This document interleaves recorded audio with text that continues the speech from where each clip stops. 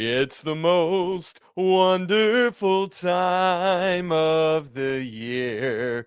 College basketball is here, and Carolina is ready to prove to America that they are back. This is Tyler Hansbrough, and you're listening to Locked On Tar Heels. You are Locked On Tar Heels, your daily podcast on the UNC Tar Heels. Part of the Locked On Podcast Network, your team every day. Hey there, what's up? It's Monday, November 3rd, 2025. It's opening day for college basketball. Welcome into the Locked On Tar Heels podcast, the only daily North Carolina show out there. I am your host, Isaac Schade, and you're joining me at the place to get your Tar Heels content every single day. It's all part of the Locked On Podcast Network, your team every day. Thanks for making us your first listener watch to kick off your college basketball season the right way. Special shout out to all the everydayers here with us, all the members of the Locked On Tar Heels Discord, and our Insiders crew as well. This episode is brought to you by Game Time. Download the Game Time app, create an account, and use code LOCKEDONCollege for $20 off your first purchase. You guys, I said it, it's opening day for college basketball. The first tip-off of the day, 8 a.m. Eastern time. So it's probably already happened. Unless you're one of the early bird everydayers, welcome to you guys. But first tip, 8 a.m. Eastern. Last tip, 11 p.m. Eastern. And there's a whole crew of good basketball in between. By the way, I mentioned the Locked On Tar Heels Insiders. You guys, if you want to go next level with this show, get one-on-one access to me and free access to all of my stats and charts and record book data, which is up to date and ready to go, and you get live updates on it all season long, be an insider, man. It's free to you when you join that crew. Hey, we're doubting we'll see Luka Bogavac tonight, but I got free Luka here with me. What do you say, Luka? Is it a good day to hashtag free Luka? Yes, it is. Thank you, free Luka. We're glad you're here. Boom. Carolina, first game tonight. We will be live on YouTube post-game. Make plans to come and join us. Let's make it hot. Here's where we're headed today on the show. Carolina, first action of the regular season. What are we going to be looking for against, quite frankly, one of the worst teams? Central Arkansas. We'll talk about football's first ACC win and what my kind of takeaway is for this team right now. Women's basketball starts today as well. They also play kind of mid-morning, and we'll get to our weekend whip around. Woo! So much to hit. Let's start with basketball. I cannot believe that we are this far into it, but this is year 5 of the Hubert Davis era, and it starts in earnest. This is a big opportunity for Coach Davis to set a tone and to say, we are going to be a consistent basketball program year in and year out. They have not done that to this point in his tenure as the Tar Heels head man. It's got to start now, got to start that upward trajectory, and it begins tonight. And you guys, I mean, you can tell I'm on cloud 9 today. I am giddy because the season is here. I love college basketball so much, and I want everyone in America and the world to get on board with me because it's great. But in addition to giddiness, I'm also anxious to get to 7 p.m. Eastern tonight to set this new tone because I'm ready to move on from last season. Now, I think I want to remember last season because I want to build on it and blow past it. But I also want to Coach Smith that thing. I want to, see it, recognize it, acknowledge it, learn from it, and move on. And Carolina gets to turn that page tonight against Central Arkansas. And all those receipts that we've all been keeping this offseason of everyone who is doubting Carolina. And understandably so. Like, I hear it, I get it, I understand it. Coach Davis hasn't earned the benefit of the doubt with his track record yet. Carolina, even with what we think is going to be a great team, hasn't earned the benefit of the doubt because it's like they didn't go out and pay $2, $3, $4 million to Donovan, whatever it is. I don't know. You know what I mean? But man, I just think the sum is going to be greater than the whole of the parts. And look, Carolina is not going to be able to change people's minds tonight. I get that. But it is the start of that journey. Tonight helps as another stepping stone in paving the way to Kansas on Friday night. And that's the big opportunity. It's not your only opportunity, but it's the first one, and it's a big one, and Carolina's got a great chance. What I just want to make all these people eat their words. Everybody that's been blowing up NC State. And look, I think NC State's going to be a good basketball team this year. I just think Carolina's better, frankly. I want everyone to get to see what we recognize, how well this roster is constructed, how it complements one another, how the pieces fit, how the athleticism pops off the page. Like, come on now. But the good news is it's an easy way to transition into that by playing Central Arkansas. And due respect to the Bears, but this is one of those games where it's not about them. It's about Carolina gearing up and essentially, quite frankly, getting another exhibition game against a team projected to be one of the very worst in all of Division I. But here's where you also start to learn about the temperament, the character, the personality, the nature of this Carolina team. You know why? Because good teams beat teams like Central Arkansas firmly, soundly. Elite teams, they take the soul of a team like Central Arkansas. They rid them of the will to live, basketball terms speaking, not real life will to live. If Carolina is going to be elite, when they play teams like this, which they play a few more than typical this year, they will put the pedal to the metal and they will never look back. We've heard all offseason long from this team itself about how competitive they are. Prove it. I feel like we saw that competitive nature against Winston-Salem State, an overmatched team. Carolina kept pushing. You got to do it time and time and time again. So do it now that the regular season is here. Make it happen because you have to blast the ever-loving doors off this team. A, because you need to, but B, also, one of the ways to kind of game the net, and the net hasn't started yet, but one of the ways to get out ahead of it is to play poopy teams and just annihilate them, obliterate them, send them home crying. So Carolina has to do that. That will help them great. And another thing as you look at this is a great opportunity for lots of players to get lots of playing time, for this team to work on personnel groupings and bringing people together. All of that is what you expect to see in this game. Let me give you the details of it, a little bit of what to know about Central Arkansas, and then we'll get to our Four Corners preview in just a second. Carolina, again, hosting Central Arkansas tonight inside the Smith Center, 7 p.m. Eastern on ACC Network. If you're like me and you got YouTube TV and you ain't got no access to that right now, I would encourage you to try a free trial of one of the other services like Sling TV or Fubo or Hulu Live. A lot of those services let you try out their service for like a week or so.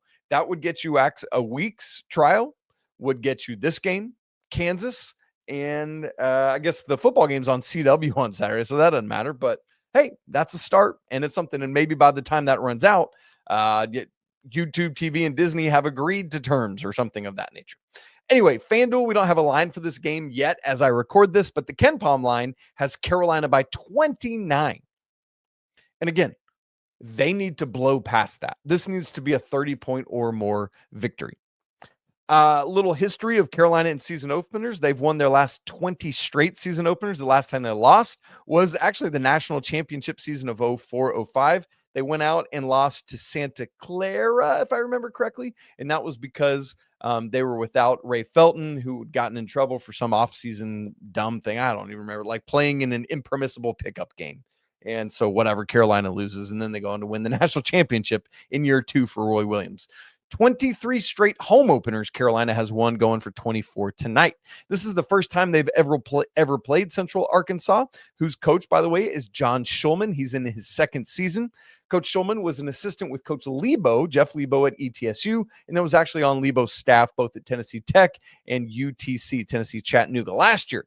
Central Arkansas, not so great in the ASUN, 9-24 overall, 4-14 in conference play. This year, they're picked 8th out of the 12 teams in the ASUN preseason poll. They're preseason 346th at KenPom, preseason 364th at Torvik. By the way, there are 365 teams in all of Division I, meaning that at Torvik, Central Arkansas is literally next to dead last in the entire nation. Again, You have to obliterate this team.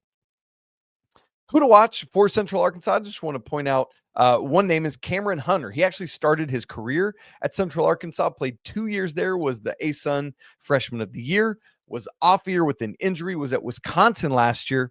I didn't get to play as much, and so came back to Central Arkansas. I expect him to be their dude. And in addition to him, the other starters will come from some combination of Owen Dearman, Cole McCormick, Chris Mason, Truman Byrne, and Javion Guy King. So I expect it to come from those guys. So just a little bit of a primer on Central Arkansas. I don't want to spend as much time on them, with all due respect, as we would Friday when we prepare for the Kansas game, right? That's going to be a much more in-depth conversation for it. That said, though, we still want to do our Four Corners preview where we prepare for this game the way we do every basketball game with our Ode to Coach Smith's Four Corners offense. This is Seth Trimble's team, and he has to show it starting tonight. We'll talk about that and the rest of the Four Corners preview in just a second. Right after I tell you about game time, y'all, college football is back, and I could not be more excited. The tailgates, rivalries, energy in the stands, there ain't nothing like it. But let's be honest, let's be real. Actually getting tickets to the games can sometimes feel like more of a battle than the game itself. Endless lines, hidden fees, prices that jump up on you when you get to checkout, and that's why you got to use Game Time, man. The app that gives the advantage back to you, the fans. It's the easiest way to score last-minute tickets at the best prices with no surprise fees, because what you see is what you pay. And honestly, it's faster, easier, cheaper, and less stressful than any other way I've bought tickets. And I love also that you can find views from your seats right there in the app. Tickets for Kansas and Carolina coming up on Friday. 3 weeks ago, we looked at it. The cheapest ticket was around $450. Last week, $333. I'm telling you, Game Time always says the closer to tip you get, the cheaper they are. Right now, I literally just checked. The cheapest ticket has been cut in half from last week, down to $150. What a snag. Go get in on that. Come see Carolina, Kansas Friday night. Or heck, last week, tonight's game, the cheapest ticket was $33. Right now, it's down to $12. You can go tonight's game for $12. Go check it out, man. What an opportunity. Take the guesswork out of buying college football and basketball tickets with Game Time. Download the app, create an account, and use code LOCKEDONCollege for $20 off your first purchase. Again, that's promo code LOCKEDONCollege for $20 off. Terms apply. Swipe, tap, ticket, go. Download Game Time today. Ladies and gentlemen, boys and girls, it's time for the first Four Corners preview of the college basketball regular season for the Tar Heels. Coach Steen Smith had his Four Corners offense. I love the opportunity to get to honor him with every college basketball game for Carolina preview and recap, where we do a Four Corners preview and a Four Corners recap, where I just give you four things either I'm watching for or four takeaways, which I'll give you not tonight. We don't do that typically as part of our live postcast on YouTube. Again, come join us. We'd love to see you. Typically, that will be on tomorrow for the Tuesday full show, because we'll do a live postcast and then we'll also do a more like the full show recap on Tuesday, because I'm bringing it all to you, baby. That's why you're here. All right. Four Corners preview number one. Seth Trimble needs to be the tone setter for this team, his team, and that's in two ways. Number one, he needs to be the tone setter for the team. He's the senior. He's the guy that's been here, not just these 4 years, but, thinking back to JP's years, his brother, right? That's what they do, man. These guys are together, and now Seth is culminating his career. It's so hard to believe. But while, a lot of people think like, hey, this Caleb Wilson might be the leading scorer for this team. Perhaps so. But there's nothing telling me that it can't be Seth Trimble. And Seth Trimble is the guy that everyone is going to look to all season long for leadership for this team. So he needs to be the tone setter, number one, for the team, and number two, for his senior year. I think a lot of people are still coming off of last year. After Seth's injury, he had moments and times, but he was not as consistent a player as he was prior to that head injury. Seth is ready to prove to everyone that he is fully back, that he's ready to go, and that starts tonight, setting the tone for his senior year. What is this last year going to be? Will he be like ACC Defensive Player of the Year? Will he be a juggernaut offensively, continue the trend up. I mean, last year really, really trended up offensively, doing more and more and more. Now it's time to keep that moving forward. I said it on Twitter over the weekend. Seth comes into the season with 635 career points, meaning he just needs 365 to become the next 1,000-point scorer at Carolina, who already has by 10 right now the most 1,000-point scores of any program in the NCAA Division I. And Seth had 396 points last season, so barring anything unforeseen, he's going to do it. He's going to get to 1,000. This is Seth's team. He needs to continue to show that starting tonight. He's done a lot of that this offseason, but now the season is here, and it's time to remind everyone this is Seth Trimble's team. Number 2, there is nothing that leads me to believe we should expect to see Luka Bogavac suit up tonight. Again, with the way these things work, I don't know how many times I've said this. It's like literally it could happen at a moment's notice at some point Monday afternoon, and then he's playing tonight. Or it could be February, and we're just sitting here. I'm sending out hashtag free Lucas shorts every day from now till then. Hashtag free Lucas. Spam the comments right now. Let's do it. Love it. So basically, Carolina, assuming they're without Luka tonight, needs to show themselves and America what they are without Luka Bogavac, because the selection committee starts now watching things, and they need to know that even without Luka Bogavac, this team is a very, very good team. Now, let's not mince words here. They are nowhere near the team they would be with Luka Bogavac.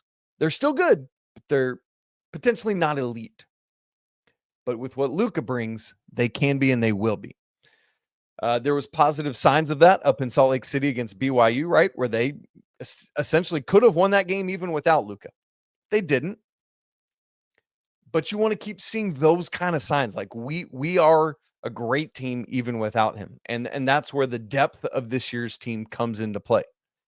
And, maybe that's a silver lining in it, is you get an opportunity for the likes of Jarin Stevenson and Jonathan Powell and others to really get some run even before Luka comes in. Now, you want Luka in sooner rather than later, because they've got to get all acclimated to each other, because he was late in arriving to Chapel Hill to start with, and now he's going to be late in becoming part of the actual playing group of this team. So I don't expect Luka Bogavac, but Carolina needs to show who they are without him. Four Corners preview point number 3. Carolina is big, and they need to play big. Here's what I mean. Central Arkansas's tallest player is 6'9". The Tar Heels have 6 players on their roster taller than Central Arkansas's tallest player. So Carolina is going to have a big advantage, quite literally, in this basketball game, especially with no Luka Bogavac. That's sad, but it means they're probably going to go jumbo again, starting 3 players that are all 6'10" or taller, with Jarin Stevenson, Caleb Wilson, and Henri Veesaar. And you've got to utilize that. One of the things I love that we saw against Winston-Salem State was Carolina just big to big passing over the top. Like, you're basically playing vertical keep away. Like, well, you can't get up here.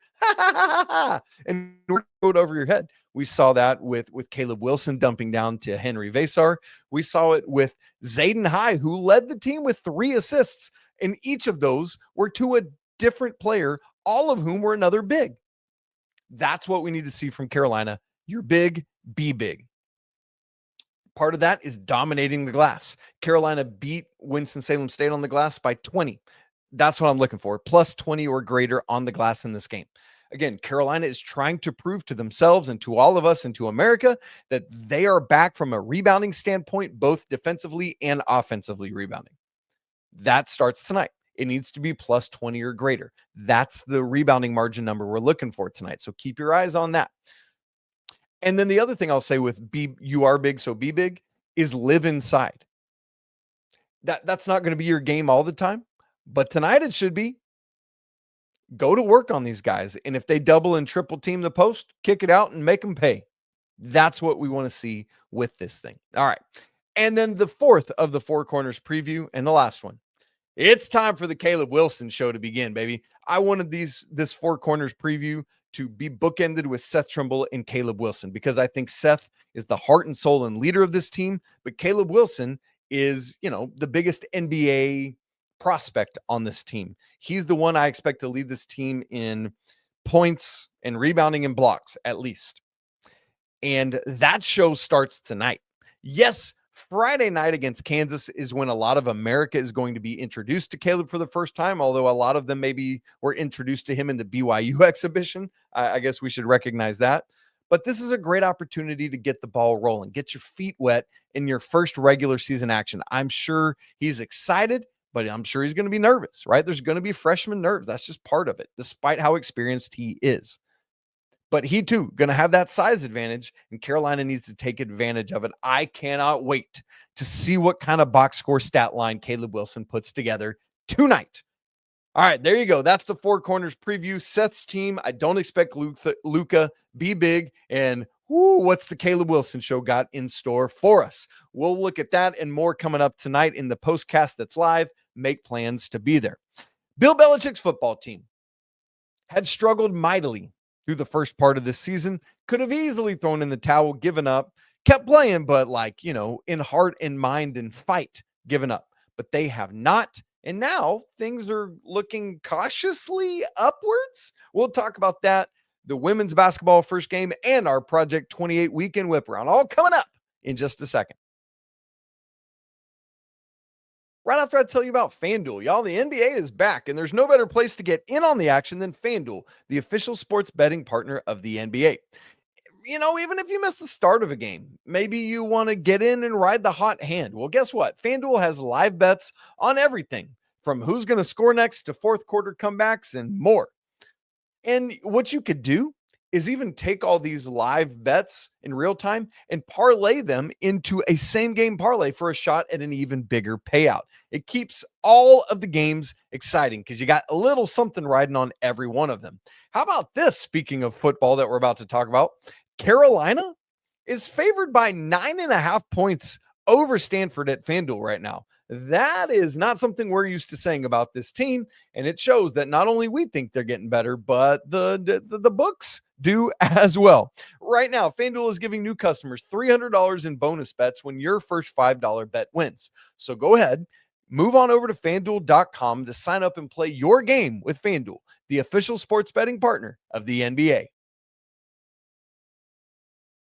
We're not going to get into the nitty-gritty of Carolina's football win anymore on today's show, just with the beginning of the basketball season.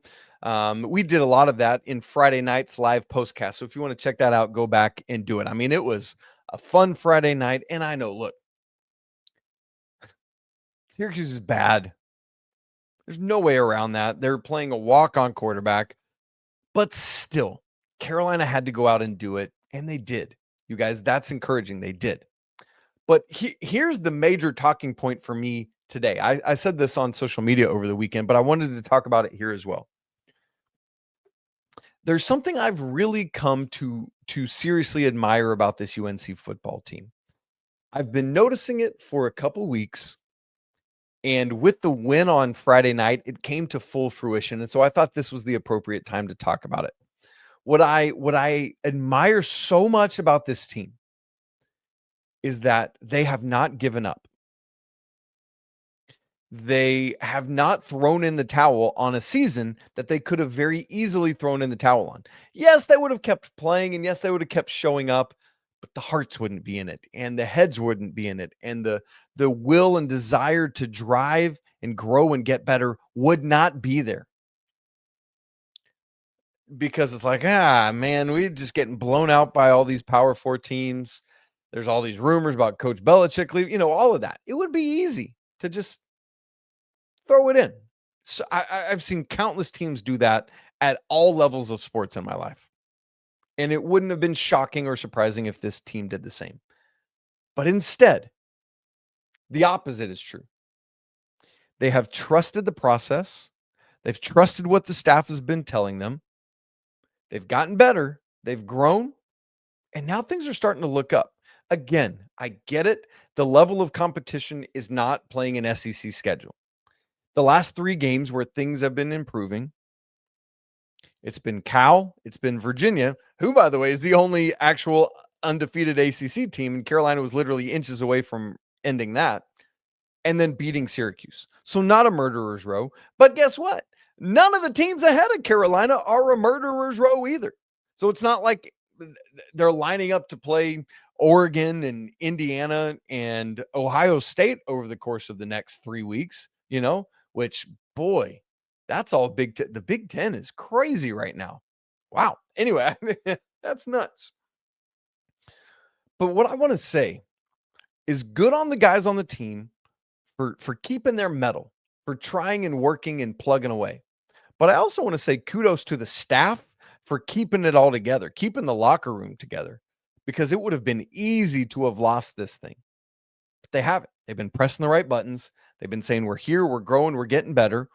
And sure, you might not be playing for, like a CFP spot this year, but you're playing to build a foundation of something at Chapel Hill that you can build on next year, this offseason, and beyond. And both the staff and the guys on this team have kept at it and are working hard. And they could still make a bowl. Mathematically, it's there. It's a possibility. And that's pretty crazy. And something that occurred to me over the weekend is it feels like an appropriate time for the infamous Danny Hurley quote. Danny Hurley's the head coach for UConn's basketball team. UConn struggled a bit last year by their relative terms, but the 2 previous seasons, they had won back-to-back national championships. 2 seasons, maybe before that, there's this infamous video of him talking about, hey, look, it was after a loss. People were asking him, hey, what's going on? And he said, basically, all I got to say is this: you better get us now because it's coming. Because he knew, he could see it. He could see the trajectory of everything coming together. And I'm not saying that Carolina is about to go out and win back-to-back national championships in a couple years, but I am saying that to anyone who wants to continue to assume this is not going to work, you better get Carolina now, because it feels like something's coming. And I'm not even saying it's going to be this year, maybe not even next. But it just trust the process, stay on schedule, just like, gaining 3 yards on first down, and you're going to get there. So that Danny Hurley video has been playing around in my mind over the weekend, and I like it. Women's basketball also tips off for the first time today. They're preseason number 11. They're playing NC Central, who Carolina will also play in a couple Fridays. I think that's maybe next Friday, the 14th. But that game, Carolina against NC Central today, 11 a.m. Eastern time on ACC Network Extra. It is the field trip game day, basically where a whole bunch of school kids come in and get to come to Carmichael and watch the game. It's such a cool thing. I love that they do this. A great opportunity to kick off the season. Couple banged up Tar Heels. We'll see if they're ready to go. But there's enough depth. There's youth. And there's ladies back as well. So really excited to see this team and everything they got to offer. Good luck to Coach Banghart and the team as they get rolling. We'll be keeping tabs on them throughout the season. All right, it's time for the Project 28 Weekend Whip Around, where we honor all 28 varsity athletics at Carolina, and we want to talk about all of them. Let's start with field hockey, who put the finishing touches on a beautiful regular season where they go 16-1 overall, 7-1 in ACC play. So many wins over ranked opponents. The one loss that's on their resume is a road loss at Wake that I was in overtime itself. Carolina is number 1 in the nation, and they closed out the regular season Friday night with a 2-1 overtime victory over Duke. Duke actually scored first. That was about 8 minutes in. That was it in the first half. Carolina scored about 7 minutes into the second half. That was it for the second half. And then Carolina gets that game-winning goal 3.5 minutes into overtime. Danny Mendez scores off a Riley Heck assist, and the ladies crown themselves once again the regular season ACC champs. Obviously, that is just one of their many goals this season. Up next, the ACC championships, the ACC tournament, which starts in Louisville tomorrow. Carolina will play at 10 a.m. Eastern time, 9 a.m. my time, against Louisville, who is the host team, but they're the 8th seed in this thing. So that's kind of weird. Carolina's got to get past that, semifinals Wednesday, and the championship on Friday. Great luck to the ladies as they look to double up on ACC championships this week. Women's soccer, we already talked about it because on Thursday they played NC State and won 1-0, but they will not be in the ACC tournament because women's soccer doesn't have as many teams that make it, just waiting on NCAA tournament stuff. Men's soccer, unfortunately, lost to Duke in their regular season finale on Friday, 2-0. So they fall to 8-4-4 to 2-4 in ACC play.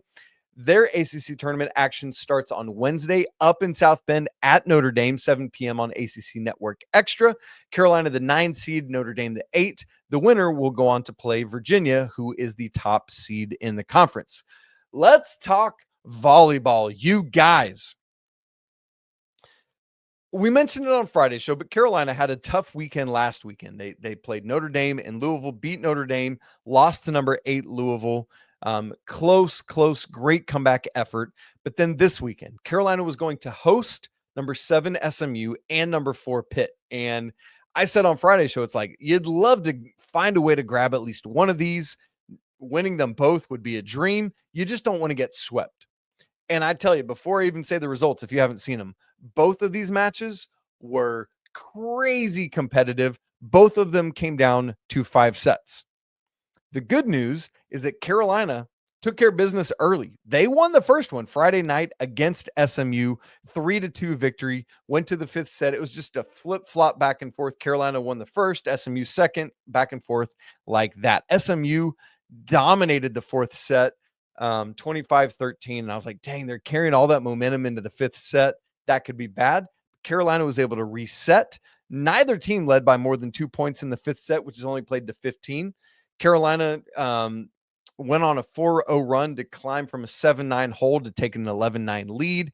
Things got tied up at 13, and then Carolina won the last 2 points, and that was it, and that's all ball game. You have a top 10 victory. You absolutely love to see it. Sunday, Carolina hosted Pitt. It was kind of the same thing where it was flip-flop each set, but unfortunately in reverse, with Pitt winning 3-2. In the 4th set, Carolina won 26-24. It felt for a while there that like Pitt was going to take that one and win in 4 sets. Valiant comeback from the Tar Heels to win it. And then, man, lost the 5th set. Even with some extra points, it was 17-15. Pitt was up big. 7-2. They were up 11-5. I figured it was done, but Carolina reeled off 5 straight points to pull within 10-11. Things were tied at 14. Things were tied at 15, but then Pitt got those last 2 points. Bummer of a way to lose, but man, to go 1-1 against these 2 teams, and both of them were highly competitive matches. Really, really good stuff from the volleyball team. So proud of them. They head out to California next weekend to take on both of those schools, Stanford and Cal. Would love to pick up 2 more dubs. We'll see what happens. Cross country ACC championships were last weekend as well. Also in Louisville, the men finished 6th, the women 3rd. And then up next will be the regional championships in Charlottesville on Friday of next week, the 14th. So good stuff there. Wrestling had the Southeast Open over the weekend, 11 podium finishes, including Jacob Levy, who was victorious in the 285-pound freshman and sophomore division. Good stuff there. All right, you guys, that's it. We're set for the day. We're set for Carolina women's basketball playing this morning, Carolina men's basketball tonight. I can't believe it's here, and I can't wait for the energy and how fun it's going to be tonight after that game live on YouTube. Make plans to come join us. If you haven't subscribed to the show on YouTube and audio, do it right now so you don't miss a second of Locked On Tar Heels this season. If you haven't joined the Discord, man, that is a great place to be. The link's in the show notes. We'd love to see you there. And if you haven't joined the Locked On Tar Heels Insider program, that link's also in the show notes. You guys, it's always a great day to be a Tar Heel. We'll be back again together tonight to break down the game, usually about 10 to 15 minutes after it's over. We'll talk then, but for now, peace.